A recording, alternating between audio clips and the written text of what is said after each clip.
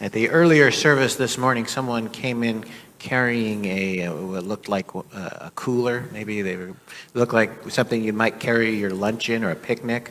And I thought maybe that's a sign that I need to cut back on the length of my homilies. If people are packing their lunches, I guess I should be relieved that there was no sleeping bag with it. But maybe I'll spare some time on my preaching from now on. Last week we talked a little bit about bucket lists. And bucket lists are those things that we have, those lists of things that we'd like to do before we kick the bucket, before we die. And in conversations that I've had with people over the past few days, I realize that that's a topic that turns out speaks to a lot of us. People have shared with me over the past week their bucket lists. They've told me about things that they'd still like to do. They've told me about things that they maybe would have liked to have done, but now are no longer in the same kind of physical condition that they've been in the past, and now those things are not going to be accomplished. They talked about things that they still would like to do that they haven't yet done. And what this tells us is that it's a relatable human experience. And relatability is important to us as humans. And we see that. We see that from time to time. Relatability. When someone shares a story that we relate to, then it kind of gets the conversation flowing, doesn't it? Kind of gets us talking, and we can share things that we have in common. Like, for instance, if I tell you about my favorite board game, well, then maybe you might be compelled to tell me about your favorite board game. And from there, who knows where that conversation might go.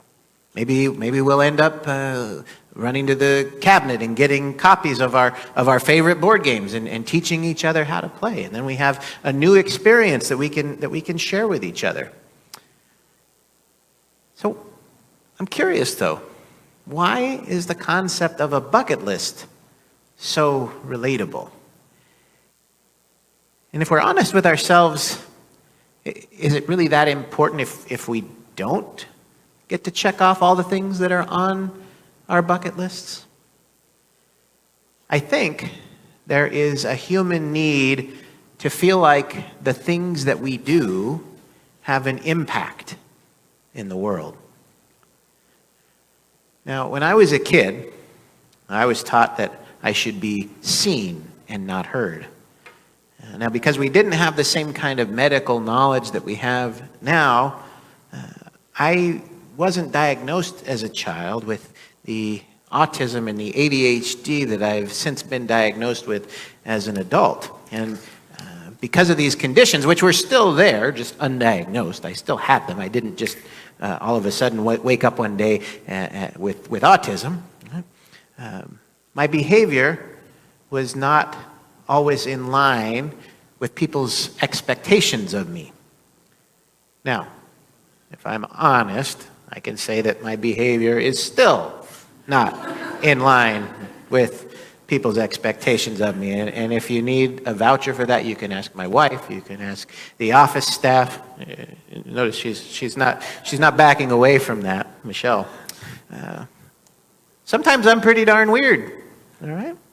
But I own my weirdness now. And when I was a kid, I didn't understand why people were so easily bothered by me.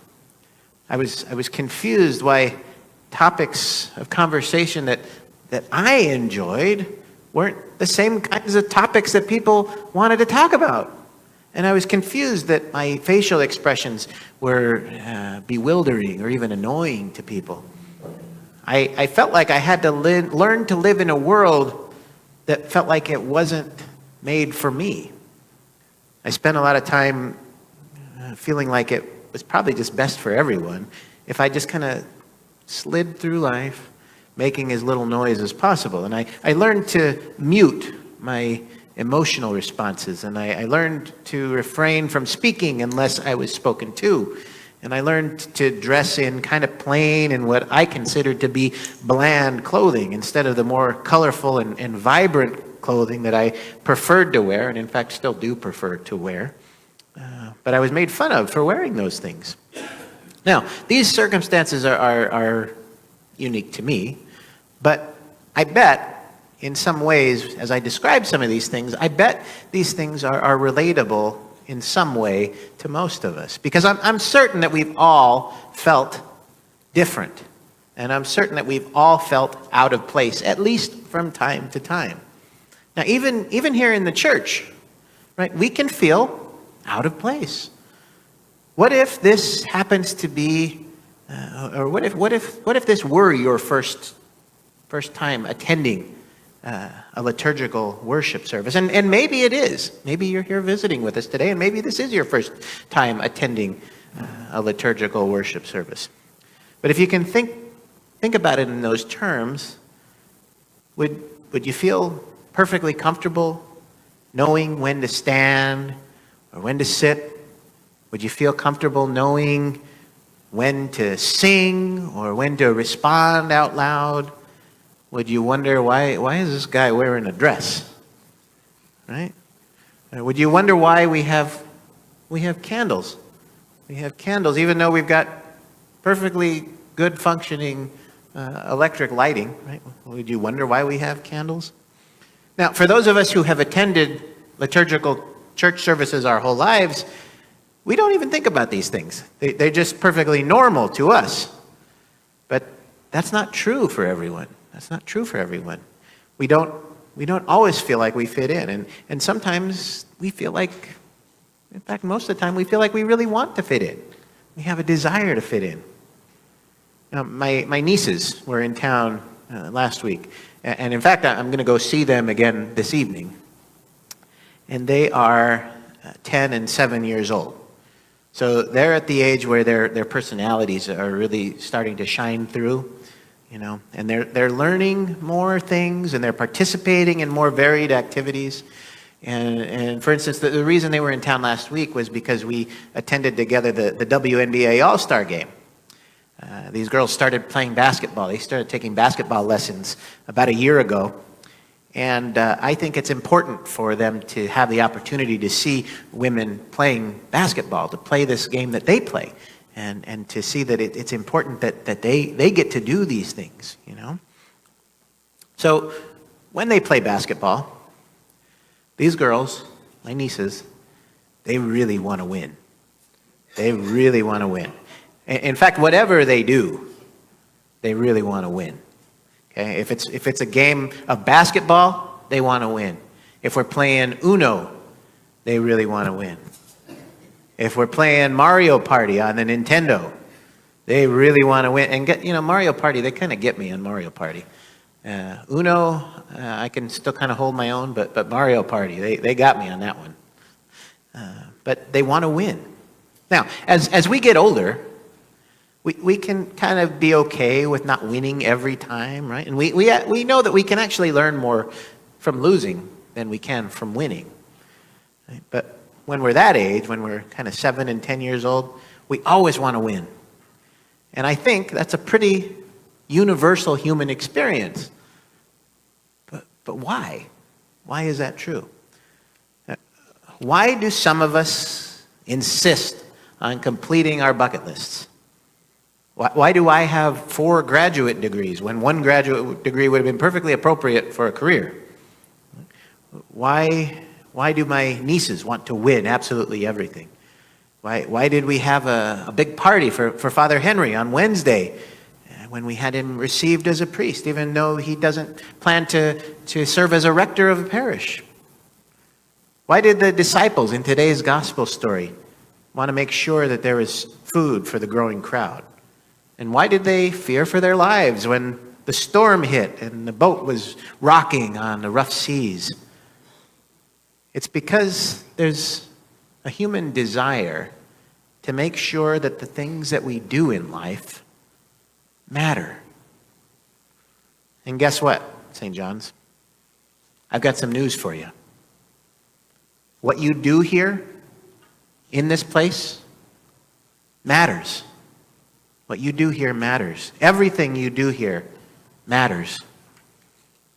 And I want to make sure that you pay attention and you're reminded from time to time of the impact that your ministry has in the world. Because it matters. All of it matters. And even if you've been led to believe in your life that you don't matter, guess what? You matter. You matter. Now, when you demonstrate your passion by raising funds and preparing meals and then serving them to the veterans in our community like you're going to do this coming Friday, right? That matters. When you put your efforts together and you organize a golf tournament from the ground up, and that golf tournament becomes a success 3 years in a row, that matters. When you put together a team to celebrate our 40th anniversary all during this year, and we're going to hear a little bit more about that in a little while here. When you put together a team to work on the capital campaign, or when you contribute in some way to those kinds of efforts, that matters. That matters. When you donate quality items that you no longer need or want, you bring them here to the St. John's Closet thrift store, that matters. That matters. When you put your efforts together to operate a terrific food pantry, or when you get up before dawn and you start bagging or boxing produce for people to take home during a powwow event, who otherwise wouldn't be able to maybe have some of that nutritious food. That matters. When you read the lessons here in church, or when you distribute communion, or when you sing, or when you set up the altar, or set up all of the vessels for communion before and clean them afterward, before and after the services, those things matter. When you prepare coffee, and when you clean up afterward, after coffee hour, that all matters. We get an amen from that one. From the guy who has to clean up if you don't clean up. It matters. It matters. Okay? When you think outside the box and you bring forward new ideas, that matters. Even if those ideas aren't ideas that eventually get put into practice, sometimes those ideas can be seeds that will maybe blossom into ideas that we do put into practice. Okay? Those ideas matter. You matter.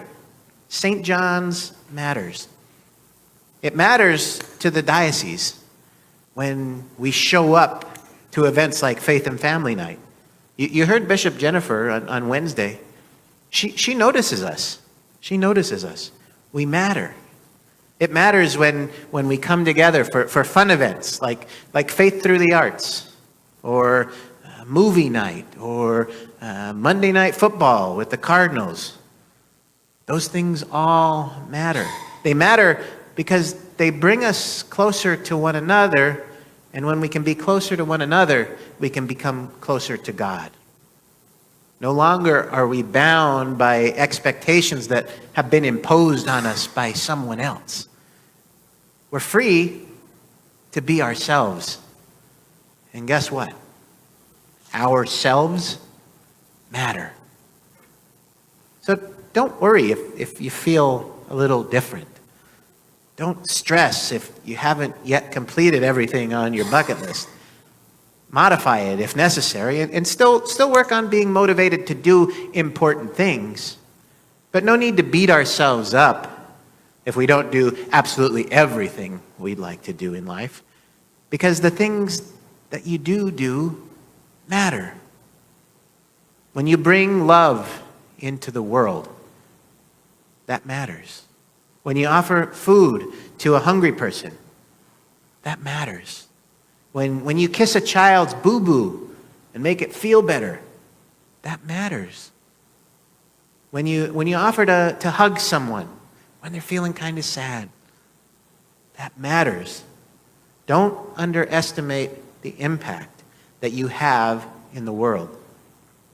Even if your name doesn't end up in the history books, and even if you never get a Wikipedia entry written all about you, you still matter. You are important, and you are loved by God. Think back to those times in your life when it was communicated to you, either directly or indirectly, that you didn't matter, that you didn't belong. And now go back to that part of your mind where you hold on to those memories. And tell your younger self that those voices are wrong. Those voices are wrong. Now, you might not be able to undo the pain that you felt over the years, but maybe you can alleviate some of the pain you might have continued to feel going forward. When those feelings creep up, remind them that they're misguided. Speak to them and say, I do matter, and the things I do matter. They matter to others, and they matter to God. Amen.